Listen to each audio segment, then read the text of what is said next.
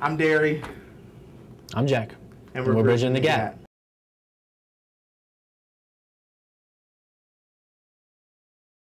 All right, so the essence behind Bridging the Gap is different parties coming together, faculty, students, administration, community members, regional figures, national figures, all these different parties coming together so we can work together, communicating with one another, and collaborating and enhancing ourselves. Why? Because to enhance ourselves, that's the only way we can advance ourselves as an institution.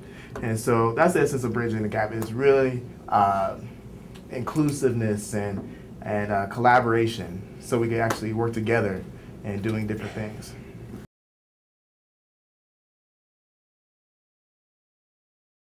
So sustainability is our first platform initiative that we're really running on. We have our big three, as kind of we've named them, but by any means that's not the exhausted list. But so sustainability, Darrie and Jack define sustainability as economic, social, and environmental sustainability.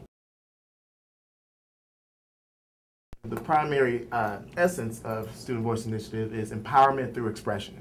So the thing about issues that impacted our campus are, concealed carry, just what they had this past semester, the diversity issue, the Cowboys and Indians, the student vote on the Board of Governors, U+2, Ram Riot, all these different issues that impact our campus.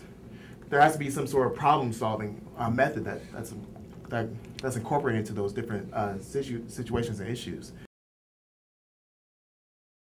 And so the last one is experiential learning. Experiential learning is bridging the educational gap, so to speak, between theory and practice. So here at CSU, not only can students learn their interests, they can do them as well.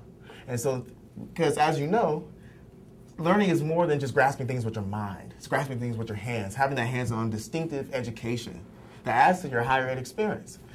And so that's what we're about. However, there's a fourth platform issue, and it's the biggest one, and that is y'all. It's you, it's I, it's just individual people, and that's why we decided to run, because we were passionate about people. And if you look at what a politician is, it's somebody who's set up to represent the people. I think I got involved with the Center for Public Deliberation my sophomore year, and Darrie and I were the first sophomores to get accepted into that program. It's run out of the communication department.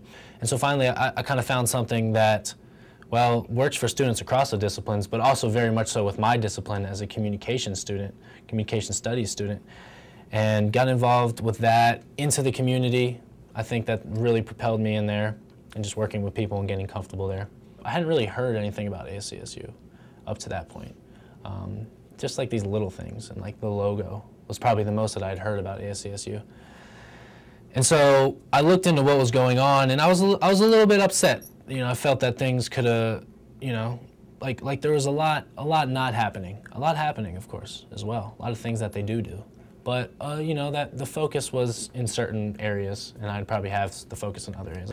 And so I got involved. I got elected as an associate senator, and then from there I got elected as a senator by my peers, and really got talking with all different folks in ASCSU, got involved in lots of different things, bridged what we were doing with the Center for Public Deliberation into that to try and improve communication and collaboration in the organization, because oftentimes, especially when you become a member of it, then you start to realize that it's a little bit cliquey, and it's a little bit of a power organization. And so I looked at what could we do in the office and outside of the office to try and improve our communication. And that really led me to looking for a running mate at one point.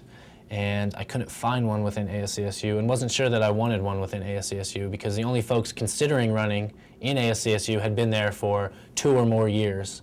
And I felt that, I didn't want to have this only ASCSU Center ticket.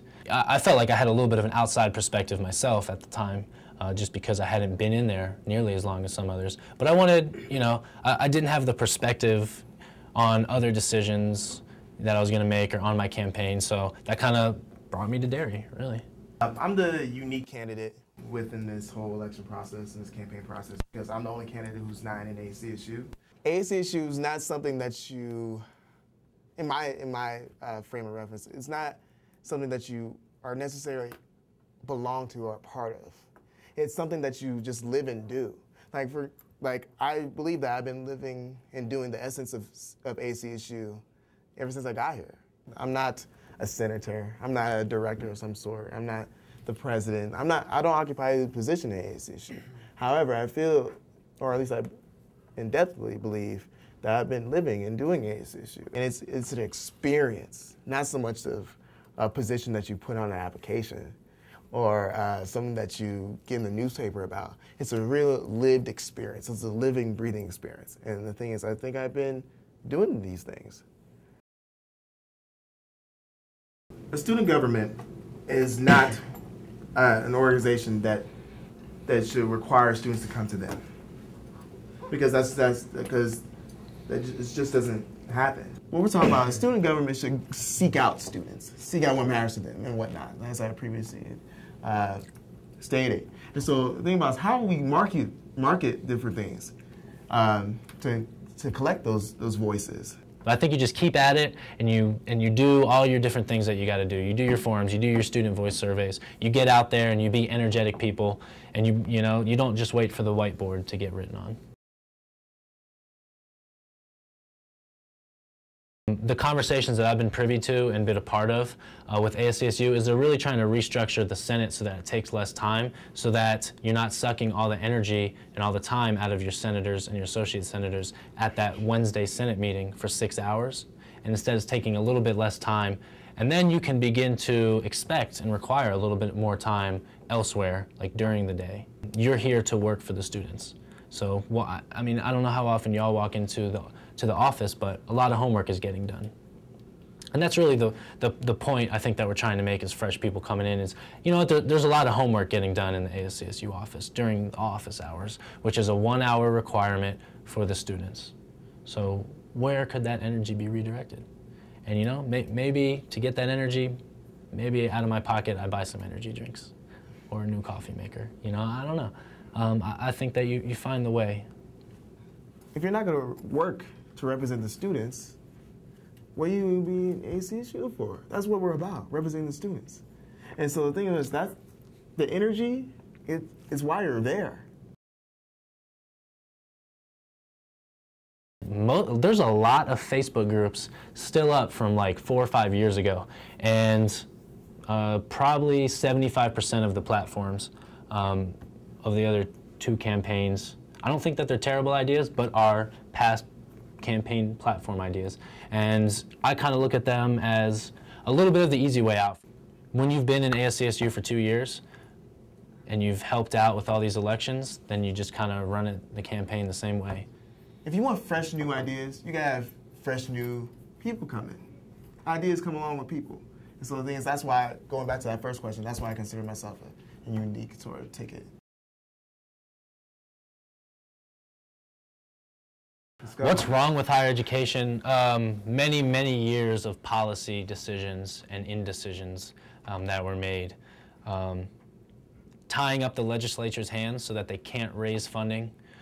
You hear lots of different things like Gallagher amendments get thrown out there. Tabor, referendum 23, I believe. So lots of different things at that level. Some folks say Western politics is wrong, that the citizens decide things like this, and when it comes to it, nobody's going to check, yes, I'd like to raise taxes. Lots of things are wrong. What are we going to do for it? Our big 3, sustainability, reducing and reusing costs, reducing and reusing ideas, materials, becoming MacGyvers in the sense of just, learning how to reuse things. Sorry to repeat myself.